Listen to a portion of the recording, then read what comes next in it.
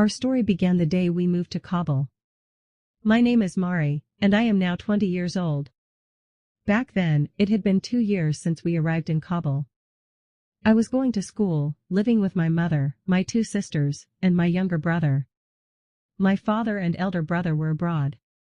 Life was getting better for us, day by day. It was around Eid when my uncle's wife came to visit us with her 3 daughters and her son, Kamal. We greeted them warmly. I was wearing a simple Punjabi dress. I was young, beautiful, but shy. I disliked unnecessary talk, laughter, or showing off. Yet, Kamal kept looking at me again and again. His gaze made my face burn red. I escaped to another room and whispered to my sister, "Why does this boy keep staring at me?" She smiled and said, "Maybe he likes you." That answer only bothered me more. From that day on, Kamal's visits began. He came often, sometimes 3 or 4 times a week. He even appeared on my way to school. He was 2 years older than me, working with drivers, sometimes driving, sometimes helping, but his family's life was modest. A year passed like this. Then one day, when he visited our home, Kamal said directly, "Mari, I like you.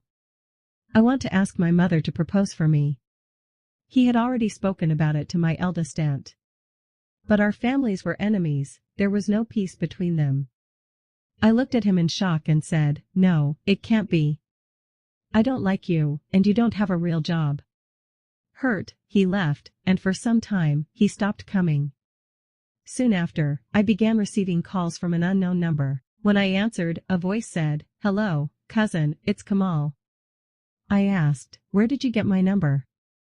He laughed and replied, "If I want, I can always find you." I cut the call and blocked him. But he called again from another number, saying, "I won't disturb you.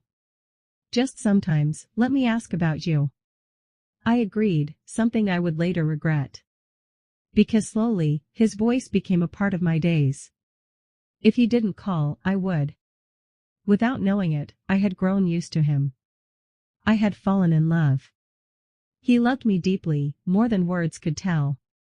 Every day he tried to see me on the way to school. I only feared my family discovering the secret. One day, Kamal told me, "Mari, I want you as my wife. I'll speak to my family." My heart overflowed with joy. I thought, at last, my love will be mine.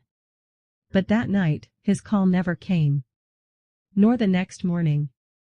2 days passed in silence. Finally, he called and confessed, "Mari, my family refused.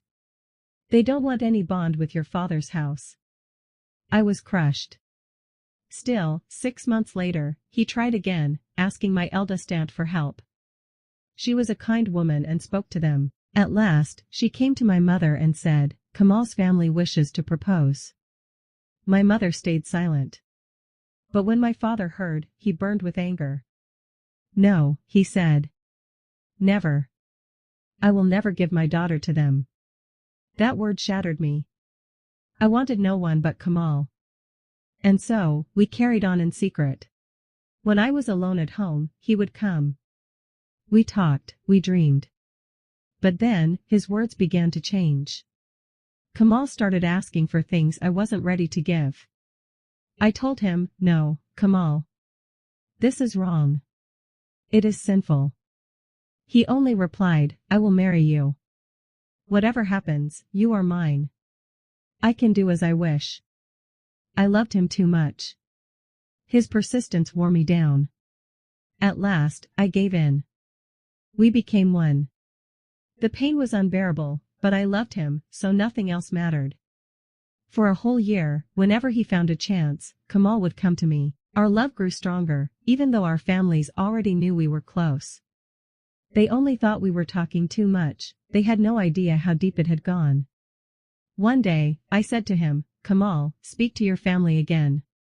Come with them, propose to mine. I'll convince my parents." He agreed, but once more, his family refused. They told him, "Either leave that girl or leave us." Kamal was torn, between me and his family. At the same time, he had applied to go abroad. His case was approved. Every day passed like a knife to my heart, until the day came, the day he was leaving. He came to my house and said, "I am going." My world collapsed. "What do you mean you are leaving? What will happen to me? You've destroyed my future." He held my hand and whispered, "Wherever I go, I will still love you. Mari, I promise, I will marry you one day." With 1,000 tears and fears, I let him go. He left, but he called me every day. He would say, "Don't cry, my love. I will come back. We will be together." His words kept me alive. But nothing changed between our families. The hatred only grew. My uncle passed away, and his daughters despised me even more. At school, they looked at me with contempt. When school ended, we moved back to our province. I was still speaking with Kamal. I begged him, "Send your family to propose. I cannot wait forever." He said, "I'll try again." But once more, his mother and sisters refused. "It is impossible," he told me. I tried, but I have no power. I cried out, "What about me? You've destroyed my life. How can you leave me like this?" Then I made a choice. I cut him off. I stopped answering his calls. Silence became my only shield. Months later, I heard the news. His family had found a bride for him. His mother and sisters traveled to my province to arrange it. They engaged him to a girl from his mother's tribe. My world shattered again. I cried endlessly. I called him, "How could you do this? After everything we had, how?" His answer was cold, "It was fate. It wasn't meant to be." And I thought to myself, so this is my reward for loving? To live in shame, broken, with a ruined future? I even tried to end my life more than once. But death did not come. I lived. I survived. Suitors came, but I rejected them all. How could I? My soul was wounded beyond repair. He moved on, he is happy, I am forgotten. Perhaps his fiancée is better than me. I pray for his happiness, but in my heart, I curse his family, for never allowing us to be together. And then fate turned.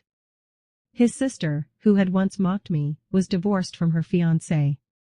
She was shamed, disgraced. Maybe my prayers were answered. But even that did not heal me. It did not give me back my future. So here I am. To every girl who hears my story, please, think of your future. Be careful who you trust. Do not let blind love destroy your life.